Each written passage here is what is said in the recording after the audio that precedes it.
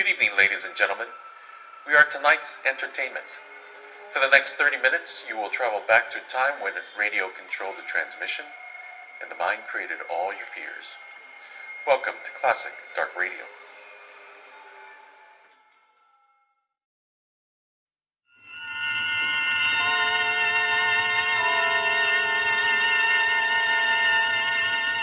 The Columbia Network takes pleasure in bringing you Suspense.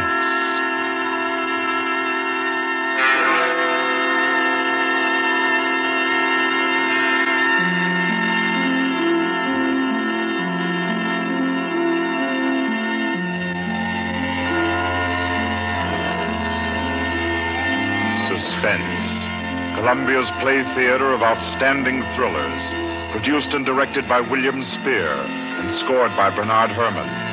The notable melodramas from fiction and stage and screen, from the world's great literature of entertaining excitement, presented each week to bring you to the edge of your chair, to keep you in suspense.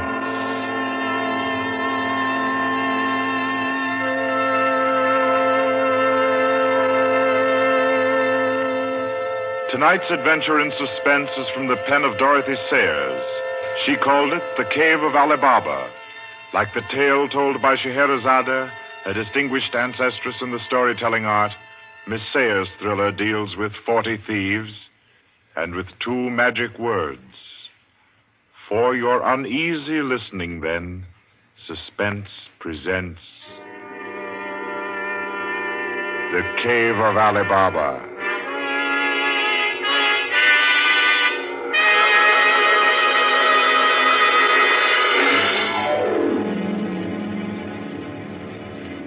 On a Saturday afternoon in January, in a grim and narrow house in Lambeth, a man sat eating kippers and reading the daily paper. He was smallish and spare, with brown hair rather too regularly waved and a strong, brown, pointed beard.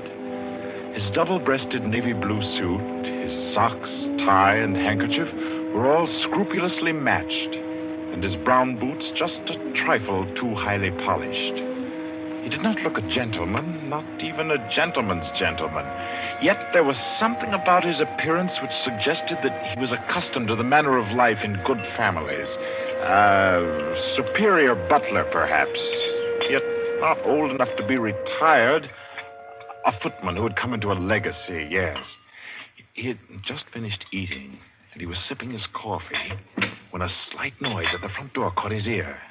Swiftly, too swiftly for a quiet little man sitting eating kippers and reading his paper on a Saturday afternoon, he sprang up. He dashed through the small hallway and he flung the door open. Of course, no one in sight.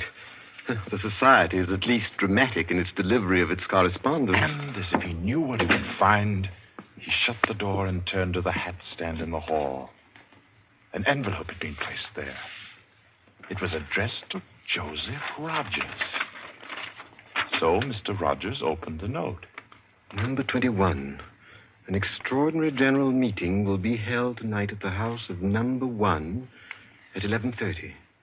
You will be absent at your peril. The word is finality. Finality. Yes, I think so. The man called Joseph Rogers stood for a moment, studying the note. Then he strode to the rear of the house, to a tall safe built in the wall. Carefully, he manipulated a dial. He swung the safe door open. He stepped inside into a small strong room. He opened a drawer marked Correspondence, placed the note inside, and then came out again. A moment to reset the lock for a new combination, and then he went back into the living room. He reached for the telephone. He lifted it from the cradle and then reconsidered. Too dangerous. He hurried upstairs and clambered into an attic. In the furthest corner, he searched for and found a knothole in the woodwork. He pressed it. A concealed trapdoor swung open, and he was in the loft of the adjoining house. He paused before 3 cages, in each of them a carrier pigeon. Carefully, he wrote a note, slipped it under a pigeon's wing. There you are, my pretty. There, take it easy now. There you go. Lie straight. 4:30. I'll send another pigeon at 5 and the third at 6. I should have my answer by 9:30 at the latest. Oh, I forgot one thing, most important. Mr. Rogers moved through the trapdoor, back into the attic of his own house, and once again he stood before the tall safe built in the wall. He opened the door, stepped into the strong room, moved for a moment quietly in the dark, and then spoke gently. Now, be good, my sweetheart. I'm depending on you. Open sesame. Come on now, old thing. Open sesame. Open sesame. That's better. That's very much better.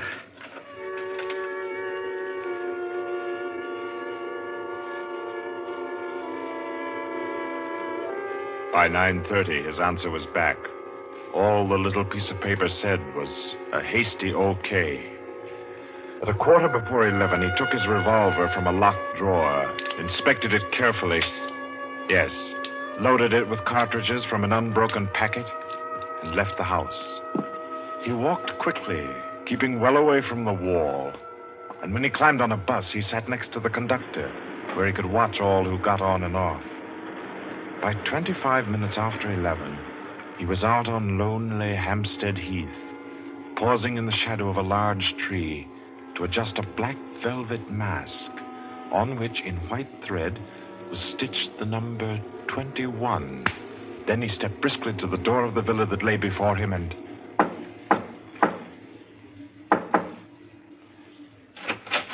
What is it? Finality. Come in. Go right on through. Number 1 will check you in. Right.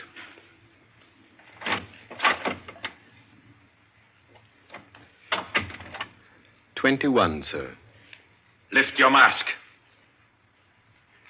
Very well, 21. You may go on to the meeting room. Thank you, sir.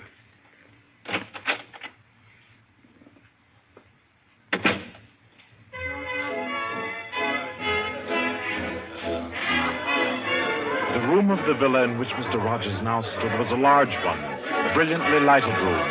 There was a gramophone in one corner blaring out a jazz tune. To its rhythm, couples, masked men and women, were dancing. Some were in evening dress, some in tweeds and jumpers. In another corner of the room was the bar. Mr. Rogers went up to it and asked the masked man in charge for a double whiskey. He consumed it slowly, leaning on the bar. The room filled.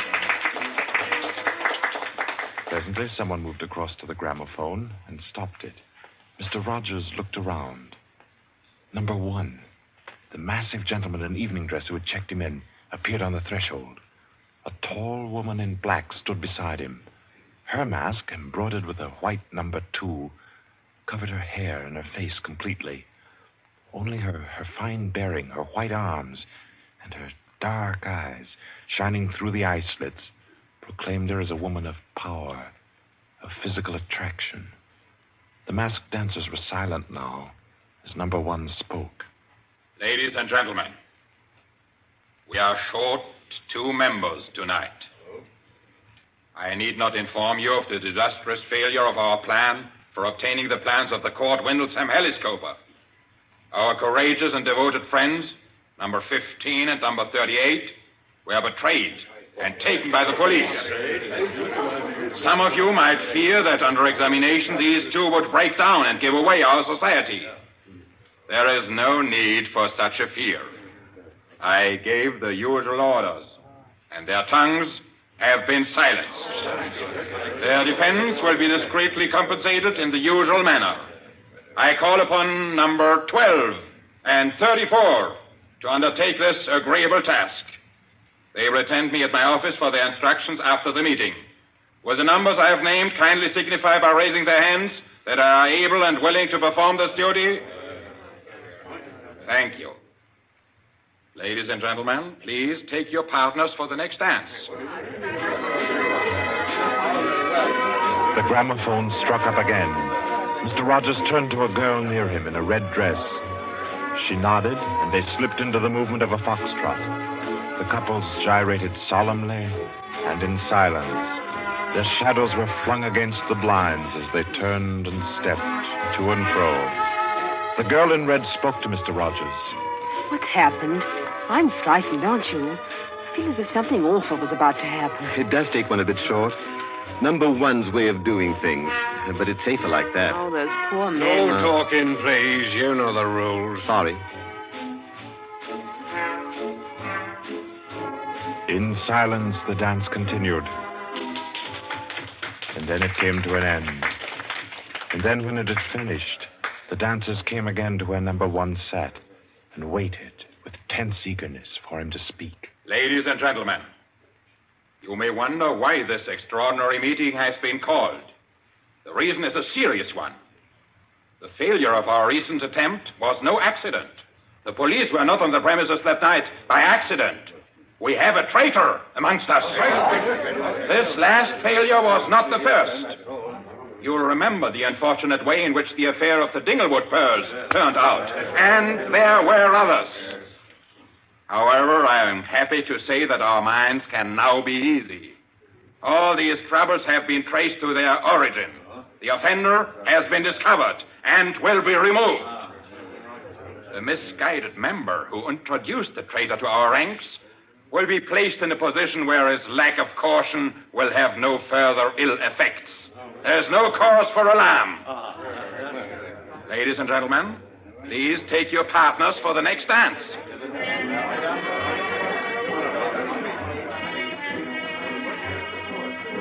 Again, the gramophone took up its bizarre monotony, and the masked dancers glided and turned, and their movements were sharper, more staccato. The girl in red was claimed by a tall mask in evening dress. A hand laid on Mr. Rogers' arm made him start. A small, plump woman in a green jumper slipped a cold hand into his. The dance went on.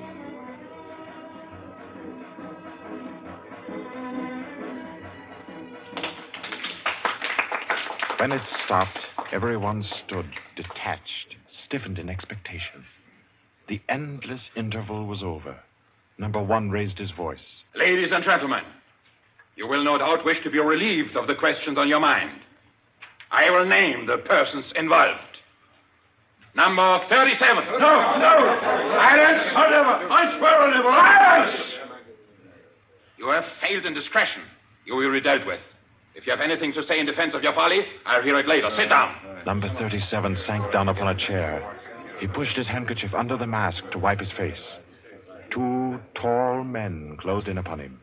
The rest fell back. Ladies and gentlemen, I will now name the traitor. Stand forward. Number 21. Take off your mask. Number 37.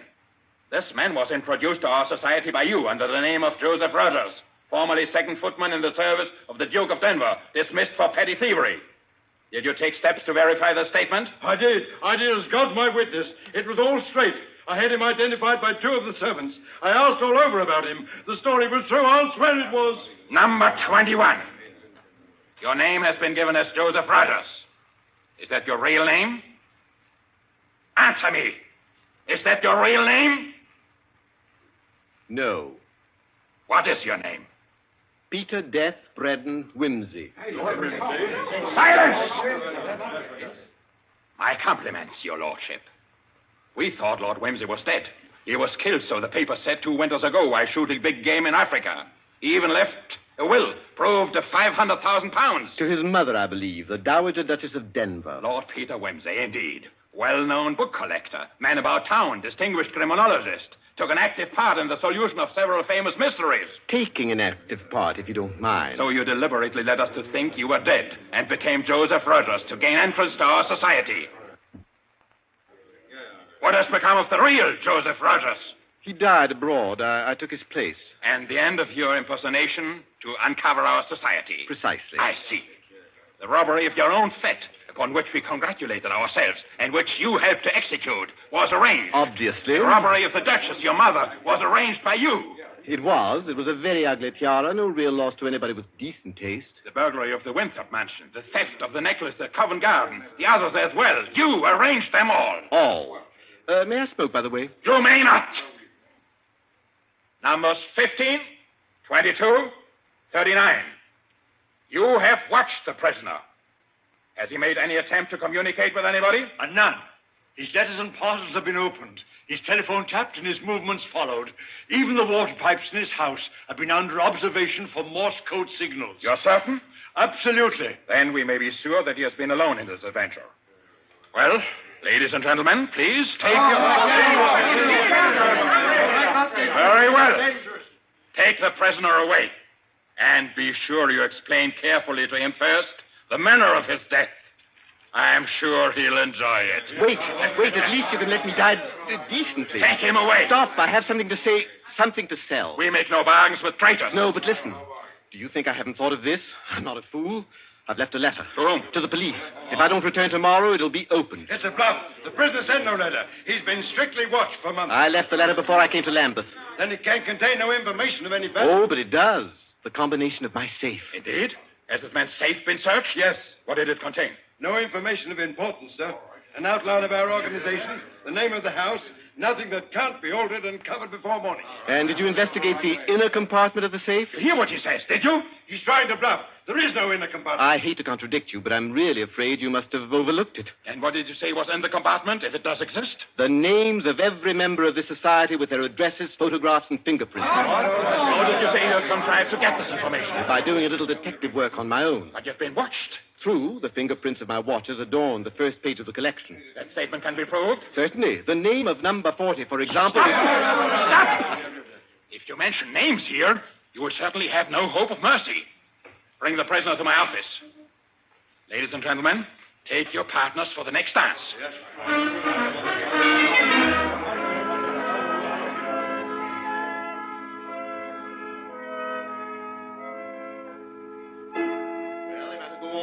I've proved that I know your gang from number 1 through number 25. Do you want me to prove that I know the others as well? My lord, your story fills me with regret that you are not, in fact, a member of our society. Wit, courage, and industry are valuable in an association like ours. I fear I cannot persuade you. No, I suppose not.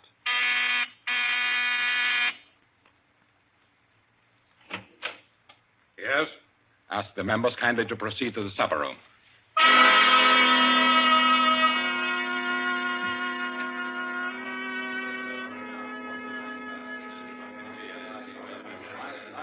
Ladies and gentlemen, I'll not conceal from you the seriousness of the situation. The prisoner has recited to me 25 names and addresses which were thought to be unknown except to their owners and to me. There has been great carelessness. Fingerprints have been obtained. He showed me some photographs of them.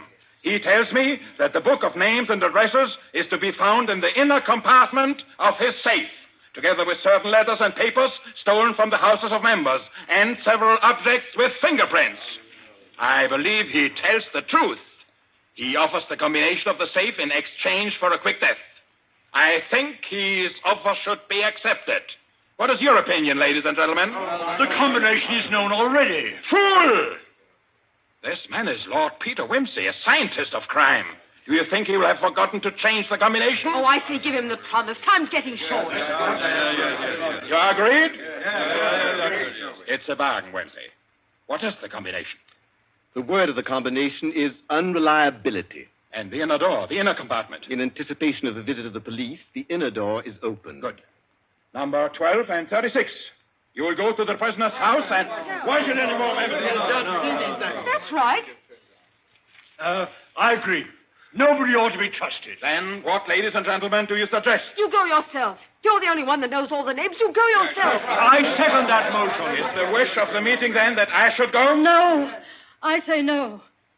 No, don't go. Number 1 is our president, the head and soul of our society. If anything should happen to him, where should we be? You've all blundered.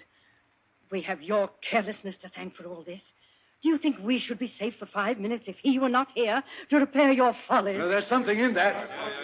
If you will pardon my suggesting it, the lady appears to be in a position peculiarly favorable for the reception of the president's confidences. The contents of my modest volume will be no news to her. Why should she not go herself? Because I say she must not. If it is the will of the meeting, I'll go. Give me the key of the house. Here. Is your house watched? No. If I have not returned in 2 hours, act for the best to save yourselves. And do what you like with the prisoner.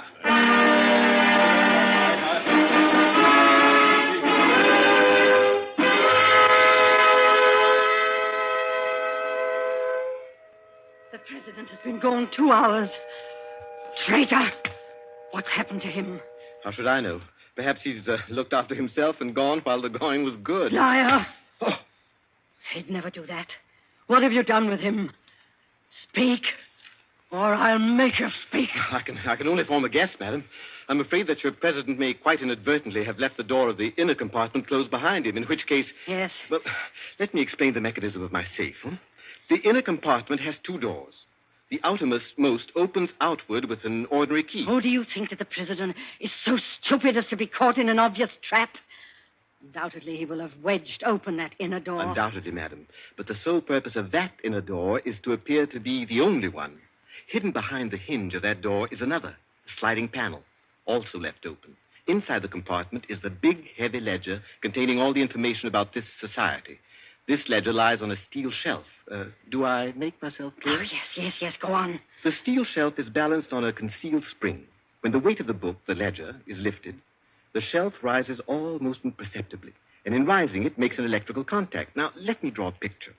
Your president steps into the inner compartment, sees the book, takes it up, anxiously to examine to see if it's the right one. The shelf rises, the electrical contact is made, and the steel panel behind him slides into place. He's trapped. You devil! What is the word that opens the inner door? Quick, the word. Do you remember the story of Ali Baba and the 40 Thieves? Uh-huh. Well, when I had this safe constructed, my mind went back, well, call me sentimental if you will, to my childhood. The words that open the door are open sesame. Oh. How long can a man live in this devil's trap of yours? Oh, I should think he might hold out for a few hours if he didn't use up all the oxygen by hammering and yelling. I imagine if we go there at once, we'll be able to get him out all right. I'll go myself. I think you'd better take me with you. Why? Well, I'm the only person who can open the door. But you've given me the word. Yes, you have the word. But this door of mine, I'm rather proud of it. You know, it's my own invention. It's the latest thing.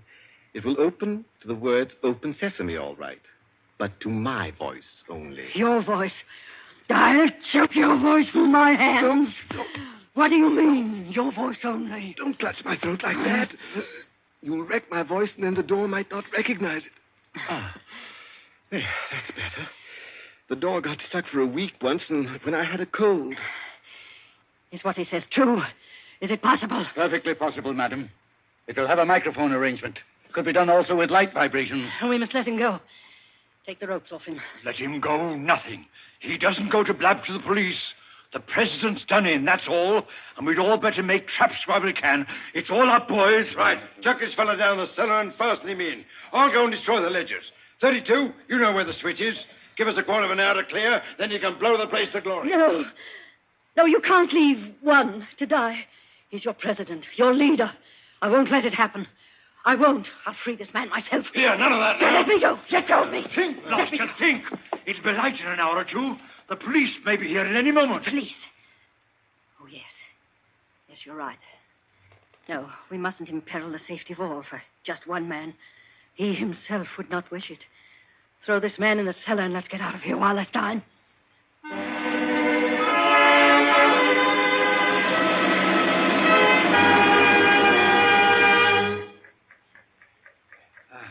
Here. This is good enough. Leave him here. Right.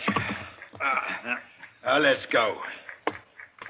Hey, you chaps. Yeah? Should have gagged him. I say, it's lonesome down here in this cellar. You might at least leave the light on. Don't worry about the dark.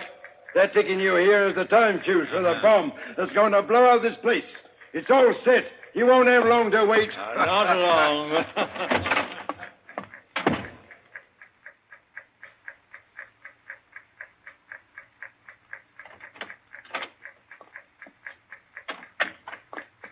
Who is it? Who's there? Hold still, so I can cut the ropes. Well, if it isn't two. My compliments, madam, on your loyalty to your president. Quick, quick. They've set the time fuse. The house is mine. Follow me as fast as you can. Number one must be saved. And only you can do it. Well, how did you manage to... There's no time for questions. Get up and follow me. You will release him. You promise. I promise. But I warn you, madam, that this house is surrounded. When my safe door closed, it gave a signal to Scotland Yard. All the members of the society are taken. Never mind them. Here, outside. Quick. All right, who's there? Is that you, Inspector? Get your fellows away, quick. The house is going up in a minute.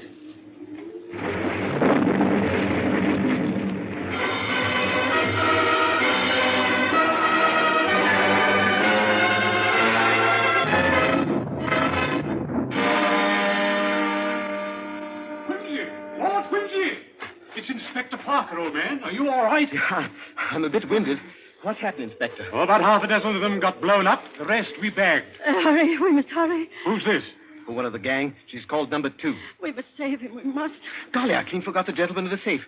Parker, where's your car? It's down the lane. Send one of your men down to get it. Right. Johnson, bring that car here. Yes, sir.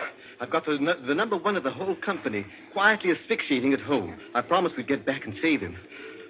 He's the bloke that we've been wanting. The man at the back of the Morrison case and the Hope Wilmington case and hundreds of others. Is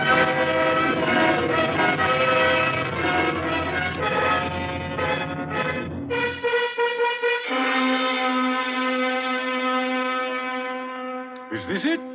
Quite a contraption. Yes, I only hope he hasn't upset the adjustment by thumping at it. Oh, please, hurry. I hope you haven't hurt my voice. Oh, you sound all right. If I can only be conversational. Come on, old thing. Show us your paces. Open sesame. Open sesame, confound you. Open sesame. Open sesame.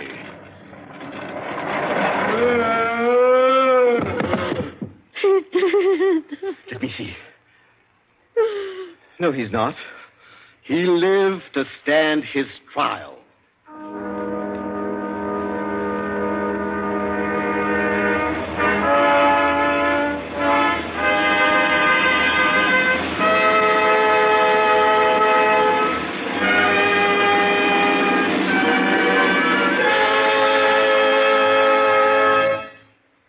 And so, all's right with the world, as it always is when Lord Peter Wimsey is involved. The Cave of Ali Baba by Dorothy Sayers was the story which gave us tonight's Suspense. Suspense is produced by William Spear. Our guest director for this evening was Robert Louis Sheehan. Tonight's radio drama was written by Peter Lyon and scored by Bernard Herrmann. Rodney Brent was Peter Wimsey, William Moulton played number 1, and Ira Gerald, the lady in the case. Others in the cast were Kathleen Cordell, Victor Beecroft, Roland Bottomley, J.W. Austin, William Podmore, Ian Martin, and William Moulton. Next Wednesday, Suspense will not be heard because of a special all-star Hollywood broadcast which Paramount Pictures will present. 2 weeks from tonight, at this time, Columbia will bring you another selected story from the world's great literature of thrills. Another study in suspense.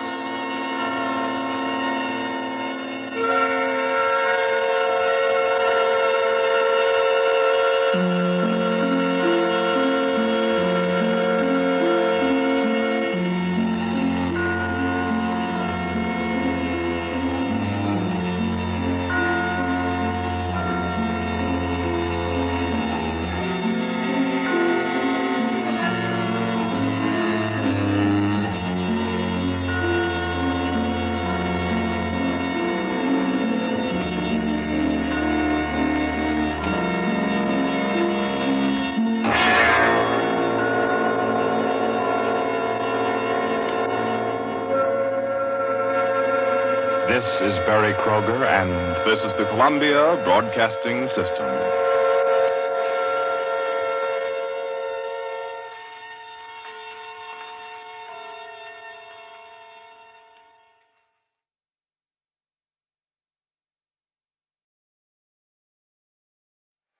thank you for joining us. I hope you enjoyed tonight's entertainment. Now, I caution you to subscribe before it's too late, before this broadcast ends, before we